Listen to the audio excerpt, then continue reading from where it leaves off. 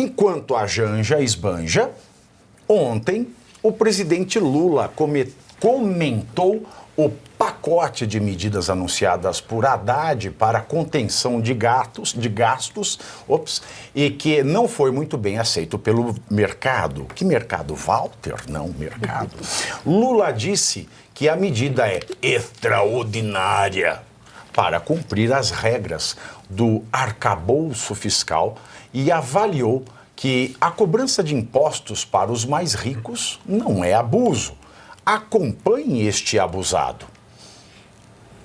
Ainda ontem foi anunciado uma coisa extraordinária, foi anunciado ontem, sabe, pelo Haddad. Eu participei da reunião com o presidente do Senado, o presidente da Câmara, com os líderes da Câmara dos Deputados, uma medida extraordinária que é de contenção de excesso de despesa, porque nós temos que cumprir o arcabouço fiscal, e, ao mesmo tempo, apresentamos uma política de renda para que a gente possa garantir que as pessoas que ganham até R$5.000 não paguem mais imposto de renda nesse país, porque não é possível que os pobres sejam aqueles que paguem imposto de renda e, ao mesmo tempo, a gente pegar aquelas pessoas mais ricas sem nenhum abuso, sabe, com muita neutralidade, a gente cobrar um percentual daquilo que eles ganham, sabe, que é muito baixo, ou seja, cobrar 10% de quem ganha acima de 50 mil, acima de 100 mil, acima de 200 mil, acima de 1 milhão, numa coisa muito tranquila que vai para o Congresso Nacional.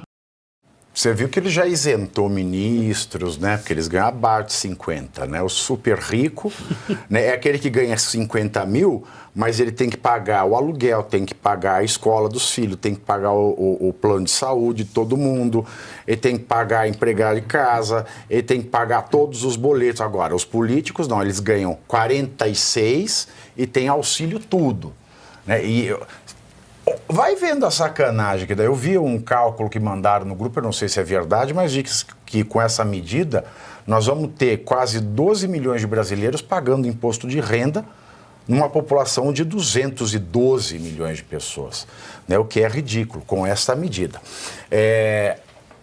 Diante da disparada do dólar, né?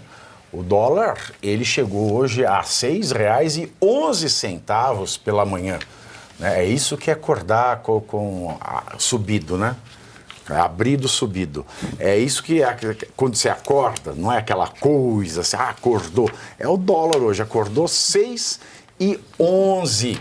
E diante né, desse colosso, né, a presidente do PT, Gleisi Hoffmann, ela foi ao Xvideos, ao X-Twitter, para cobrar medidas de Campos Neto, presidente do Banco Central, aspas para a Gleisi. BC de Campos Neto não faz nada para conter a ejaculação a especulação desencadeada desde ontem, que já levou o dólar a 6. A Fazenda já esclareceu que a isenção do imposto de renda até 5 mil será vinculada à nova alíquota para quem ganha mais de 50 mil por mês, sem prejuízo para a arrecadação. Era obrigação de autoridade monetária intervir o mercado contra a especulação. É um crime contra o país. Em nota publicada em seu site oficial, o PT disse que, aspas, Faria Lima ataca o povo brasileiro e leva o dólar ao maior patamar da história com sabotagem do mercado. Lembra da Gleisi culpando o Bolsonaro, né? Quando o dólar passou de 4? Quem não lembra deste Rottweiler, né, falando que era culpa do Bolsonaro, não sei o que, o Bolsonaro, que ia ter Bolsonaro. Agora não, agora é o mercado, é a Faria Lima, é sempre os outros. A maioria dos jovens que entra para a direita com uma ideologia séria, um dos livros que eu mais ouço falar que esse livro me levou para a direita é A Revolta de Atlas, da Ayn Rand. Tem uma coisa interessante nesse livro, né? É um romance que faz a gente pensar, né? Os dois grandes espectros da política. E esse lado, né, que pende para o marxismo, para o socialismo, tem uma frase que sempre está na boca dos personagens de esquerda de Ayn Rand. A culpa não é minha. A culpa nunca é minha, a culpa é sempre do outro. Ninguém assume responsabilidade na esquerda. A culpa é sempre do outro. É o que a gente vê agora nesse post da Glaze e também esse post oficial do PT. E o diretor de política monetária e futuro presidente do Banco Central, Gabriel Galípolo, reiterou que o papel do banco não é dar sugestão de condução de política fiscal. Galípolo disse que o papel da autoridade monetária não é extrapolar a sua alçada, mas sim explicar o comportamento dos ativos. Aspas para Galípolo. O BC sempre é chamado quando se quer ter o que acontece no mercado. O BC, quando é chamado pelo governo, não vai falar o que deve ser feito. Fecho aspas para o Galípolo. E tem mais desgraça na sequência, é claro que tem. O alemão não colocou, mas coloco eu, porque o Brasil hoje bateu outro recorde, além do dólar. O Brasil bateu o recorde de déficit. A dívida brasileira, é o recorde da dívida, a dívida passou 9 trilhões. 9 trilhões, tá? 9 trilhões, esta é maravilhosa, hein? Que segundo dados do Banco Central, a dívida bruta do Brasil ultrapassou a marca de 9 trilhões de reais pela primeira vez na história, assim como foi pela primeira vez na história que o dólar chegou a valores tão altos. O índice que é referente a outubro inclui o governo federal, o INSS e os governos estaduais e municipais.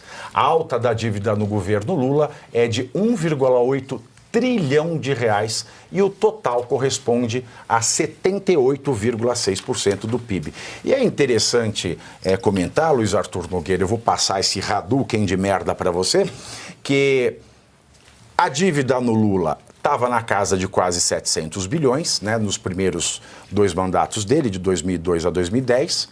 Com a Dilma, passou a casa do trilhão. No governo Dilma Temer, aumentou mais um pouco. E o governo Bolsonaro foi o primeiro que entregou em queda. O único, aliás, que entregou uma dívida menor do que aquela que herdou. E o Lula não só herdou uma dívida menor do que era antes, como agora ele conseguiu bater o recorde dos recordes. Olha que maravilha. O dólar chega a 9. Espero que não, Pavivi. Aqui a gente explica e descomplica a economia. Em primeiro lugar, por que a dívida aumenta? Por 2 motivos. Porque o governo gasta mais do que arrecada e porque o Brasil paga juros muito altos. E qual é a má notícia? Com essa inflação saindo do controle e o Banco Central subindo juros, a dívida vai aumentar nos próximos anos. Por isso que juros altos não são ruins apenas... Nos anos de quem? Próximos anos do Brasil. Ah, do Brasil. Nos anos do Brasil. Independentemente de quem virá pela frente. O Brasil pagando juros acima de 10%, a dívida só vai aumentar.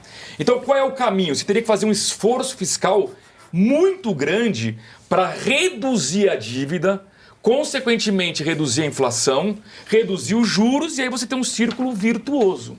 Agora, Pavinato, vamos imaginar que a Glaze estivesse correta, tá? Que o que a gente vai abrir mão de receita com a isenção de imposto de renda... Não é difícil imaginar. Dá outro exemplo mais fácil. Vamos imaginar. Não dá, eu não consigo. Você vai isentar de Alguém imposto nesta de mesa renda. consegue imaginar? Nem tem como. Desculpa, usa um exemplo mais... Vamos imaginar que o Haddad estivesse correto. Tá. Mais ou menos? Tá bom. Já dá pra fazer... Sabe aquela imagem meio de vurto? Já dá pra fazer um vurto. Imaginar que o governo vai abrir mão de receita com essa isenção do imposto de renda, ele compensasse com a taxação dos ricos, tá? Então que fosse um jogo de 0 a 0. Eu te pergunto, por que anunciaram isso no pacote? Se o pacote era para cortar gasto, eu te pergunto, o que tem a ver a isenção de imposto de renda com corte de gastos? Eu te pergunto, o que tem a ver a taxação dos super ricos com corte de gastos? Por que o governo misturou os assuntos? 50 mil reais é super rico em São Paulo?